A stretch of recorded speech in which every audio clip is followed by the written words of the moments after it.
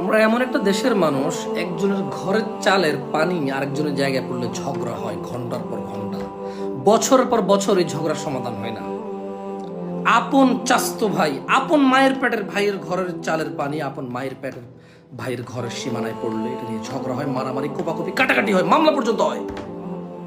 অথচ এমন মানুষদের, এমন প্রশাসন গত স্বাধীনতার পর থেকে তারা পেয়েছে, এমন মানুষদের কাছে নিজেদের শাসনভার দিয়েছে, যারা আরেক দেশের পানি শুধু যে সীমানায় পড়ে তারা ভাসিয়ে নিয়ে চলে যায়, কোনো উদ্বেগ নাই, কোনো উদ্বেগ নাই। অবাক বাংলাদেশ। আমাদের গ্রামে এমন কোন মহিলা আছে যে ঘরের চালের পানি নিয়ে ঝগড়া করে না? একজন বাদ আসেনি, একজন। তুই কো টিনের ঘরের চালের পানি বলে যে তুমি ঘর দিছো, তোমার চালের পানি আমাদের উঠানে পড়ে আমাদের মাটি ধোয়াই নিয়ে চলে যায়, এই লাগে মারামারি, কাটাকাটি। বলে